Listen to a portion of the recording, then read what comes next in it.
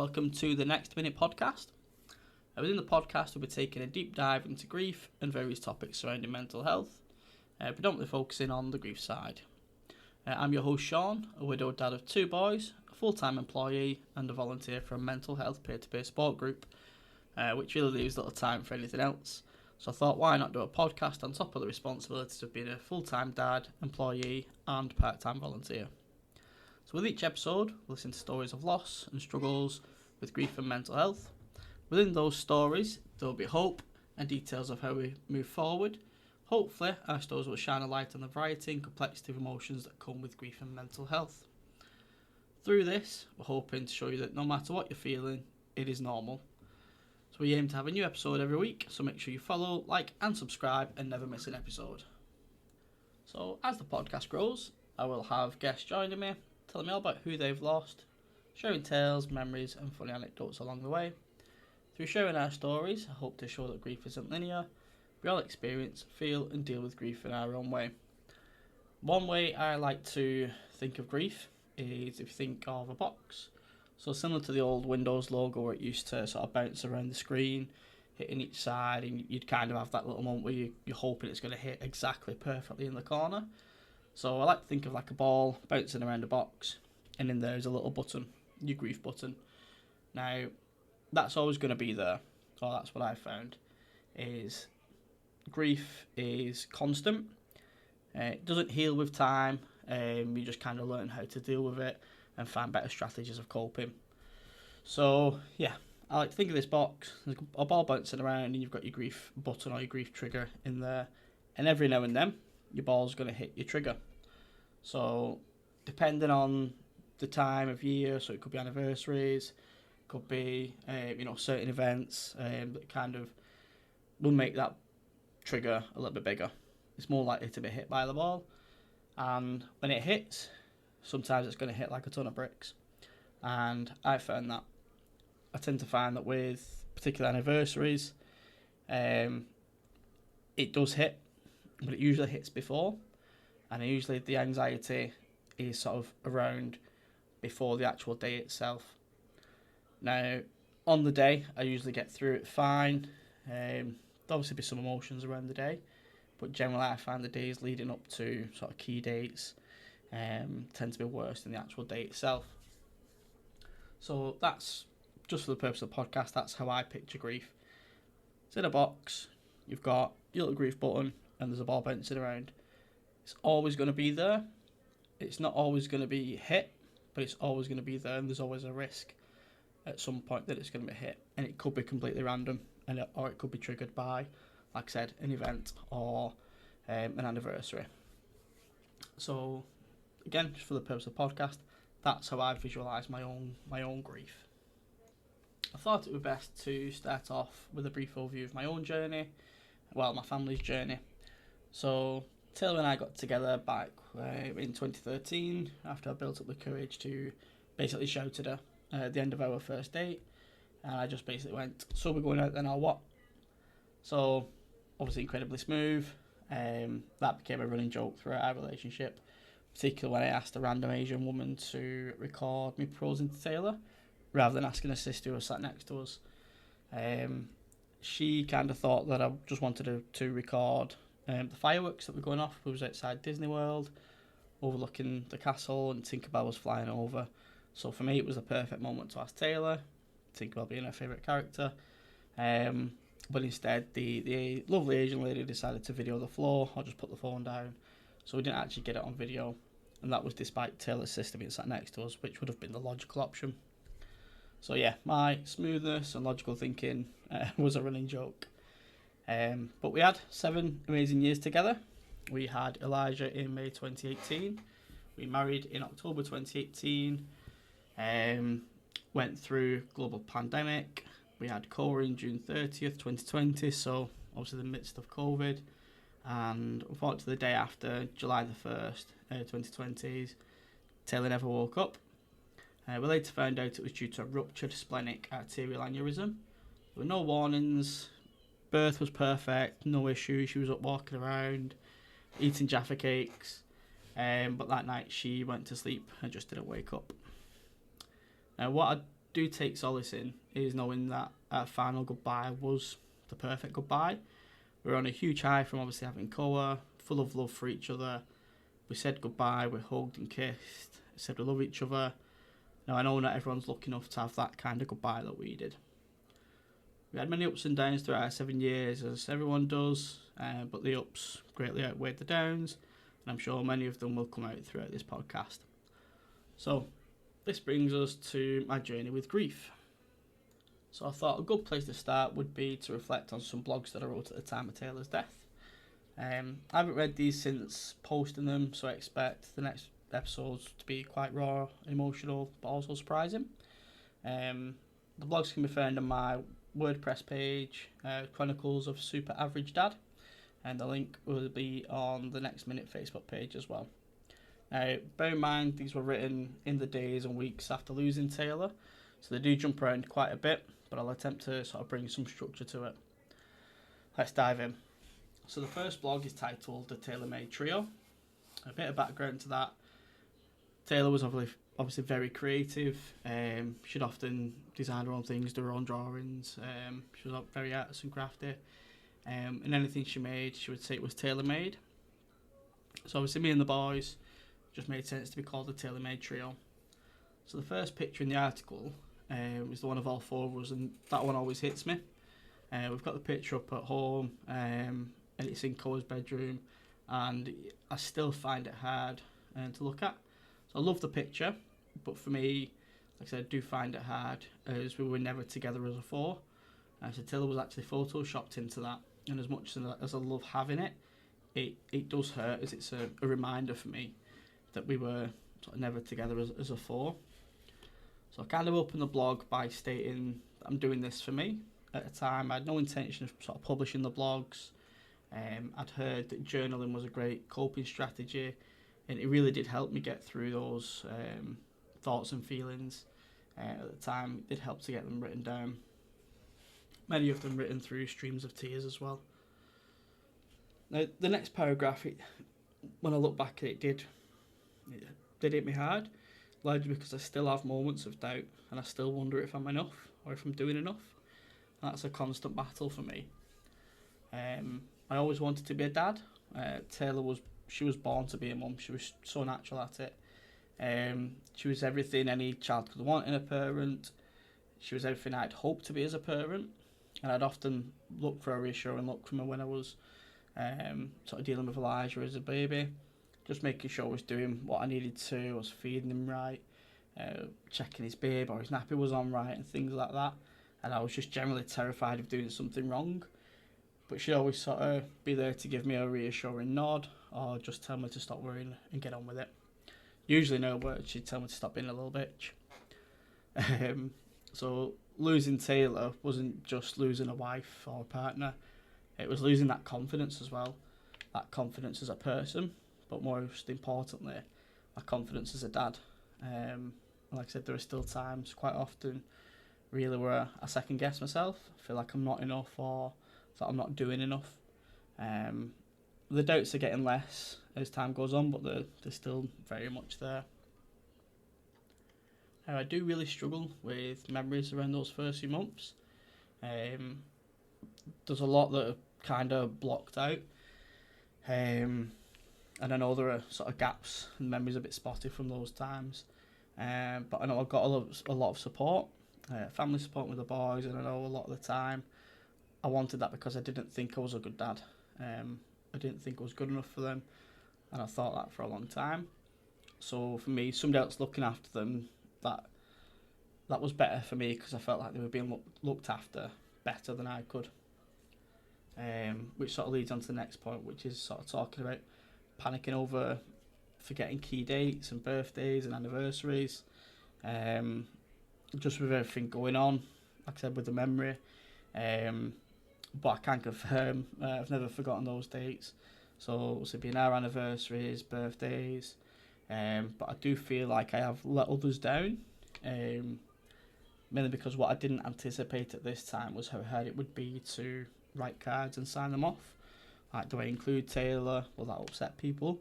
Will not including her upset them? In the end, I just ended up just not sending the cards. Even now I still struggle, and I'd rather say I haven't got the card despite the card being sort of thrown away in a drawer, just so I don't have to deal with that little, do I add Taylor or not? I'm 5 years on and I still sort of panic over it. So to be honest, my kind of solution now is that I tend to just get the kids to write the cards. They write them, they sign them off, and I just tell myself that people would appreciate that more than a card from me. So the next few paragraphs, I'm going to say this quite a lot, but they hit me hard as well. Particularly when I was preparing for this episode, it builds on that self-doubt of when I start to bring the kids into it, and how I struggled with the harsh reality of our new lives, and it just hurt reading it back and seeing how I felt back then. Even then I was already worried about simple tasks. I think it was about five days out from losing Taylor I wrote this particular blog.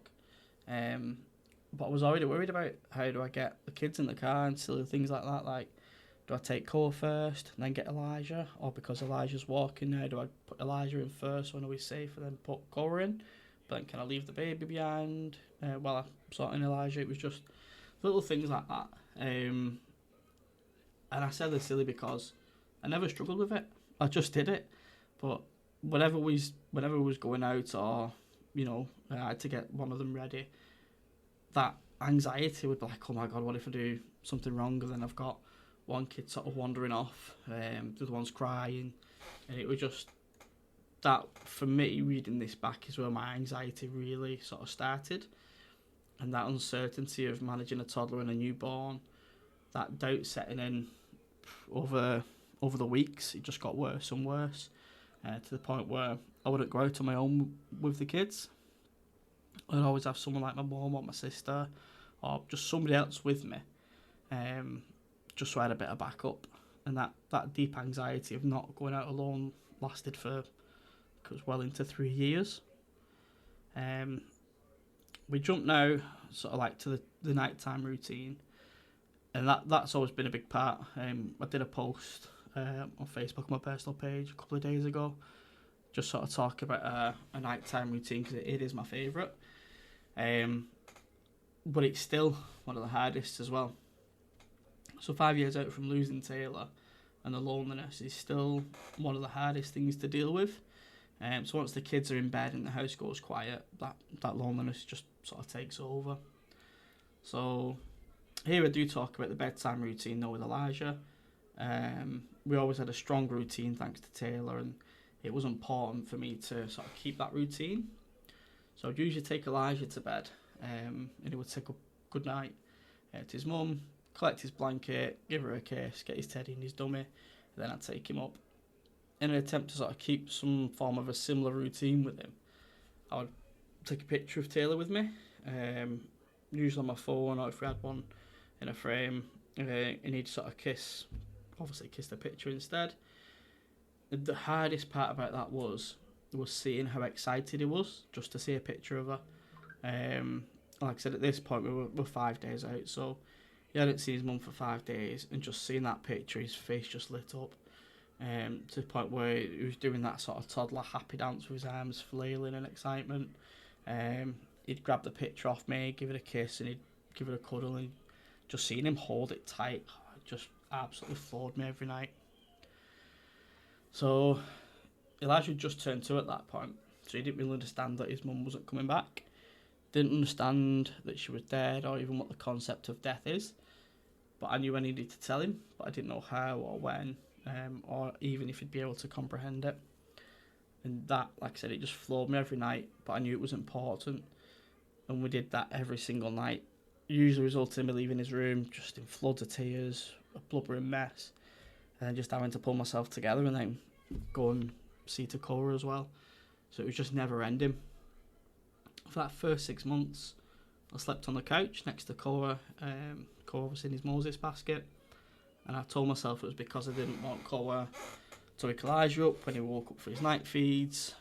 But the reality was, I think it was just too hard to sleep in my own bed on my own. I couldn't sleep those first few nights anyway, not properly.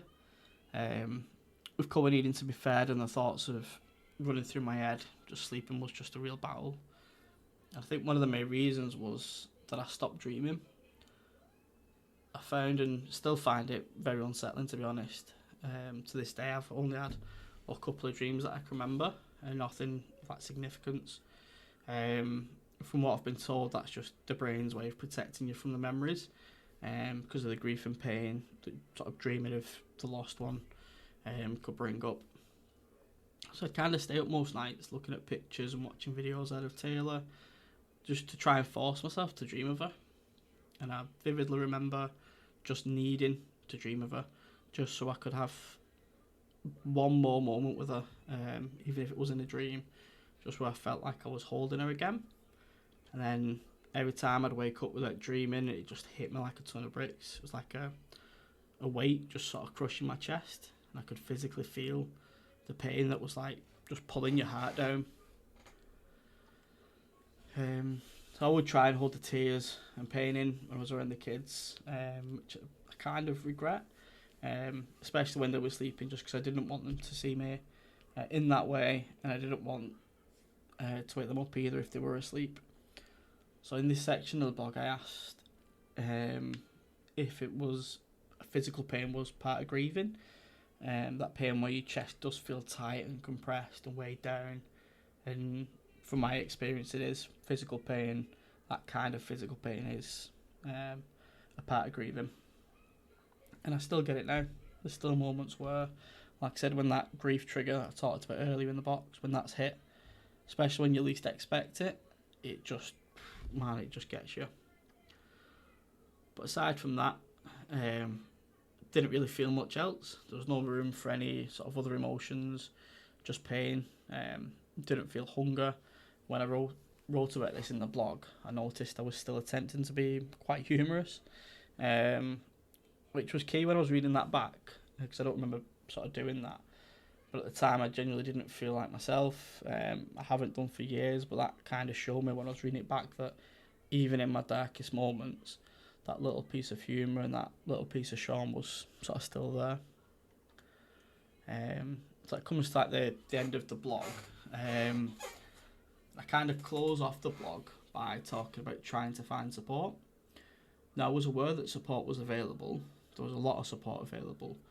What I didn't find was support specific to my situation.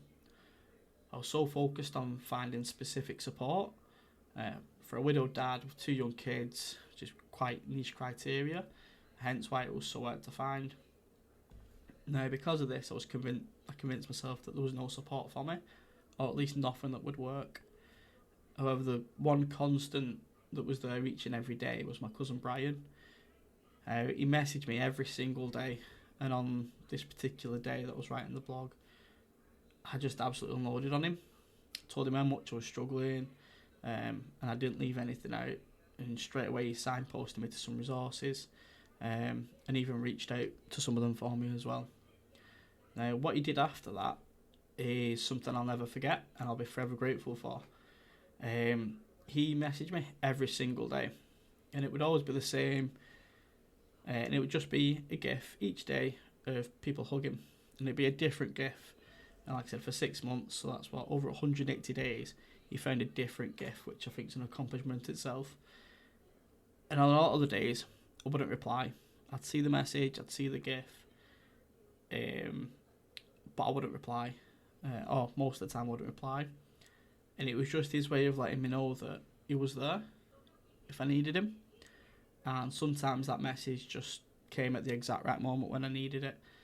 And that for me was one of the biggest things that got me through those first few months. Just knowing that somebody was always there for me. So finally, I signed the blog off with 1 second, 1 minute, 1 hour, 1 day at a time. The advice I was given was to focus on getting through that next minute, and that stayed with me, especially in those early days. I didn't need to focus on the future. I didn't need to focus on sort of panicking how I would afford to put 2 kids through nursery, or, you know, how I would do the school run when one's at nursery and one's at school, or focus on sort of paying off loans and things like that. I just needed to focus on surviving that next minute. And that, for me, was crucial. That just sort of changed how I was looking at things. And what I found was a lot of the things that I was panicking about the future, I had a ton of support of friends and family to sort of help with those as well. So just by focusing on that next minute, the solutions for the rest came naturally. So that pretty much brings us towards the end of the first episode. Now, what I intend to do when we do have guests is to have them answer a couple of closing questions, just to add a little more information and leave us on a nice, lighter note. So it's only fair I do the same.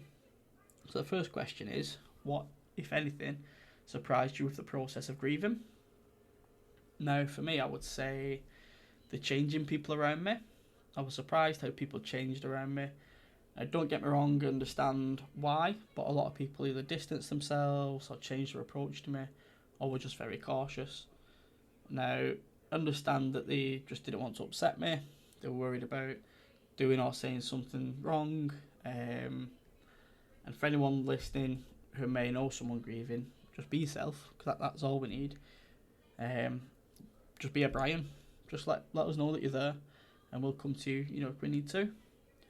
I was also surprised at how people that I wouldn't have expected to actually step up and become integral in getting me through those early stages of grief did. People I wouldn't have expected checking in, supporting and helping without even being asked. It was just, again, something I'll be forever grateful for. The next question is, when you think of that person, so when I think of Taylor, what's the first thing that comes to mind? Now, I'm sure quite a few people have a similar memory, but there's a couple of things for me when I think of Taylor. The first one is chair dancing. So if she was sat at work or in the passenger seat of the car, if a song came on and she wanted to dance, she'd just do like a little sort of like dance in the chair. Usually just sort of tuck her arms in and start sort of wiggling. It's just always one thing that sort of stuck out for me. And even if she was like in the back with Elijah, she'd usually grab his hands and do like a little dance with him in the back of the car as well. So it's either that or the way that she'd look at me. If I was being daft or did something stupid, she just had a way of looking at people, and without saying a word, you knew exactly what she wanted. And for me, it was usually to stop being an idiot. Last question I'll be asking people is, what's a funny memory that you have that we don't mind sharing? So for me, it's got to be our first proper date as a couple. We went to Chester Zoo, and as you walk in, the elephant enclosure is just right there. We found a little viewing platform and went over and stood there. Quite a romantic scene. Taylor was stood at the barrier, I wrapped my arms around her, and we were just sort of watching the elephants. Perfect moment, really. Until one decided to come over and do a massive poo right in front of us. We had a little giggle. Taylor tried to walk away, and for some reason, unbeknownst to me, I thought it'd be funny just to hold her there. So a typical awkward romantic Sean. Another running joke through our relationship, and something we always laughed about, particularly because it was a baby elephant, and as soon as it had finished, it ran off excitedly, bouncing around like a giddy puppy. So it was just always something we sort of joked about throughout our relationship. Now, that does bring a close to the first episode. If you take anything away from this, just know that whatever you're feeling, no matter how alien those feelings may feel, they're normal, and there is plenty of support available. The Hub of Hope is a great website and an app that provides a directory of support. Simply enter your area or postcode and what you may be struggling with, and it will return local and sort of nationwide resources available to you.